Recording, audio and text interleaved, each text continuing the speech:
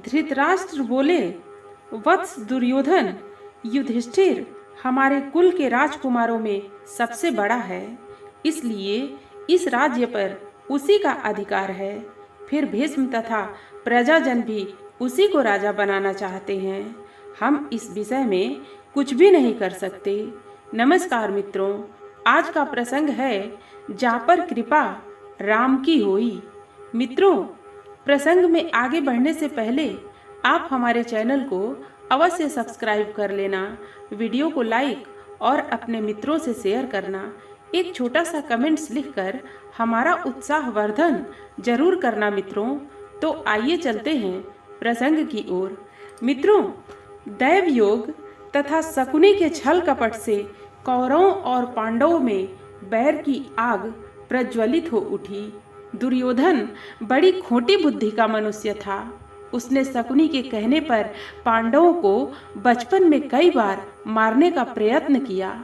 युवा अवस्था में आकर जब गुणों में उससे अधिक श्रेष्ठ युधिष्ठिर को युवराज बना दिया गया तो शकुनी ने लाख के बने हुए घर में पांडवों को रखकर आग लगाकर उन्हें जलाने का प्रयत्न किया। अपने उत्तम गुणों के कारण युधिष्ठिर हस्तिनापुर के प्रजाजनों में अत्यंत लोकप्रिय हो गए। उनके गुणों तथा लोकप्रियता को देखते हुए भीष्म पितामह ने धृतराष्ट्र से युधिष्ठिर का राज्याभिषेक कर देने के लिए कहा। दुर्योधन नहीं चाहता था कि युधिष्ठिर राजा बने, अतः उसने अपने पिता धृतराष्ट्र से कहा, पिताजी, यदि एक बार युधिष्ठिर को राज सिंहासन प्राप्त हो गया तो यह राज्य सदा के लिए पांडवों के वंश का हो जाएगा और हम कौरवों को उनका सेवक बनकर रहना पड़ेगा। इस पर धृतराष्ट्र बोले, वत्स दुर्योधन, युधिष्ठिर हमारे कुल के राजकुमारों में सबसे बड़ा है, इसलिए इस राज्य पर उसी का अधिकार है। फिर भीष्म तथा प्रजाजन भी उसी को राजा बनाना चाहते हैं। हम इस विषय में कुछ भी नहीं कर सकते। धृतराष्ट्र के इस वचन को सुनकर दुर्योधन ने कहा, पिताजी, मैंने इसका प्रबंध कर दिया है, बस आप किसी तरह पांडवों को वाराणावत भेज दें। दुर्योधन ने वाराणावत में पांडवों के निवास के लिए पुरोचन नामक शिल्पी से एक भवन का निर्माण करवाया, जो कि लाख, चर्बी, सूखी घास, मूंज जैसे अत्यंत ज्वलनशील पदार्थों से बना था।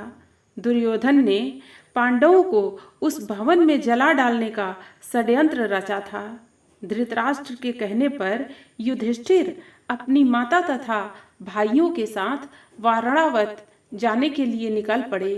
दुर्योधन के षड्यंत्र के विषय में विदुर को पता चल गया, अतः वे वाराणावत जाते हुए पांडवों से मार्ग में मिले तथा उनसे बोले, देखो, दुर्योधन ने तुम लोगों को रहने के लिए वाराणावत नगर में ज्वलनशील पदार्थों का एक भवन बनवाया है, जो आग लगते ही भड़क उठेगा। इसलिए भवन के अंदर से वन तक पहुंचने के लिए एक सुरंग बनाने वाला कारीगर मैं चुपके से तुम लोगों के पास भेज दूंगा। तुम लोग उस लाक्षागृह में अत्यंत सावधानी के साथ रहना। वाराणावत में युधिष्ठिर ने अपने चाचा विदुर द्वारा भेजे गए कारीगर की सहायता से गुप्त सुरंग बनवा ली। पांडव नित्य आखेट के लिए वन जाने के बहाने अपने छिपने के लिए स्थान की खोज करने लगे। कुछ दिन इसी तरह बिताने के बाद एक दिन युधिष्ठिर ने भीमसेन से कहा, भीम, अब दुष्ट पुरोचन को इसी लाक्षागृह में जलाकर हमें भाग निकलना चाहिए। भीम ने उसी रात्रि पुरोचन को किसी बहाने बुलवाया और उसे उस भवन के एक कक्ष में बंदी बना दिया। उसके पश्चात भवन में आग लगा दी और अपनी माता कुंती एवं भाइयों के साथ सुरंग के रास्ते वन में भाग निकले। लाक्षागृह के भस्म होने का समाचार जब हस्तिनापुर पहुंचा तो पांडवों को मरा समझकर वहां की प्रजा अत्यंत दुखी हुई। दुर्योधन और धृतराष्ट्र सहित सभी कौरवों ने भी शोक मनाने का दिखावा किया और अंत में उन्होंने पांडवों की अंत्येष्टि करवा दी। मित्रों, फिर मिलते हैं अगली प्रस्तुति के साथ। धन्यवाद।